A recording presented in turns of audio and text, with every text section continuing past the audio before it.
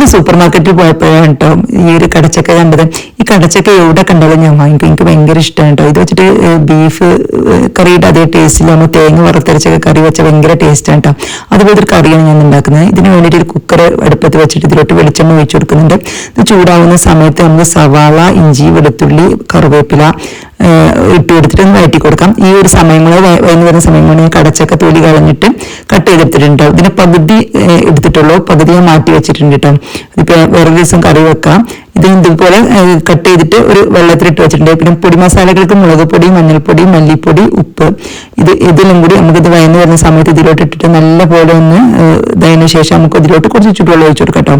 മസാലയൊക്കെ ഒന്ന് അതിന് ശേഷം ചുടുവെള്ളം ഒഴിച്ചു കൊടുക്കാം. ചുടുവെള്ളം ഒഴിച്ചിട്ട് നല്ലപോലെ ഒന്ന് തിള വന്നിട്ട് എണ്ണയൊക്കെ തെളിഞ്ഞു വരുന്ന സമയത്ത് നമുക്ക് ഈ കടച്ചക്ക ഇതിലോട്ട് ഇട്ട് കൊടുക്കാം കേട്ടോ. വെള്ളത്തിലിട്ട് വെച്ച കടച്ചക്ക ഇട്ട് കൊടുത്തിട്ട് ഏകദേശം 1-2 വിസിൽ വെച്ചാൽ മതി കേട്ടോ. ഞാൻ ഒരു ഹൈ ഫ്ലെയിമിൽ ഒരു വിസിൽ വന്നതിന് ശേഷം ലോ ഫ്ലെയിമിൽ ഒരു വിസിലും കൂടി വെച്ചതിന് ശേഷം പ്രഷറൊക്കെ പോയതിന് ശേഷമാണ് പിന്നെ കുക്കർ തുറന്ന് നോക്കിയത് കേട്ടോ.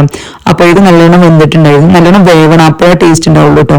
അപ്പോൾ വാടിയ കടച്ചക്കയൊക്കെ ആണെങ്കിൽ വെന്തിട്ടാൻ ബുദ്ധിമുട്ടാണ്. ഇത് നല്ല ഫ്രഷ് കടച്ചക്കയാണ് കേട്ടോ. വാങ്ങുന്ന സമയത്ത് ഫ്രഷ് കടച്ചക്ക തന്നെ നോക്കിയിട്ട് വാങ്ങും കേട്ടോ. അപ്പോൾ ഇത് കണ്ടോ നല്ലപോലെ വെന്തിട്ടുണ്ട് കേട്ടോ. അപ്പോൾ ഈ ഒരു സമയത്ത് നമ്മൾ തേങ്ങ നല്ലപോലെ എൻ്റെ അടുത്ത് വറുത്ത പൊടി ഫ്രിഡ്ജിൽ സ്റ്റോർ ചെയ്ത് വെച്ചതുണ്ടായിരുന്നു.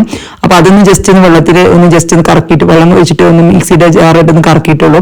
ഇനി നിങ്ങളെ കയ്യിൽ തേങ്ങ വറുത്തതില്ലെങ്കിൽ കുറച്ച് തേങ്ങ, ഒരു അരക്കപ്പ് തേങ്ങ എടുത്തിട്ട് അതിലേക്ക് കുറച്ച് പെരിഞ്ചീരകം, 2 ചുവന്നുള്ളി, കുറച്ച് കറിവേപ്പില ഇട്ടിട്ട് നല്ലപോലെ ഒന്ന് ഡ്രൈ റോസ്റ്റ് ചെയ്തിട്ട് നല്ലപോലെ ഒന്ന് അരച്ചെടുത്താൽ മതി.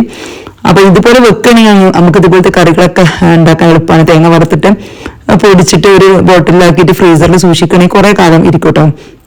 നോമ്പൊക്കെ വരുന്ന സമയത്ത് അങ്ങനെ ചെയ്താലേ നമുക്ക് നല്ല സുഖമാണ്.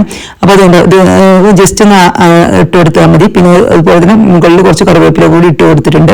അപ്പൊ നമ്മളെ സ്വാദിഷ്ടമായ കടച്ചക്കറി റെഡി ആയിട്ടുണ്ട് കേട്ടോ.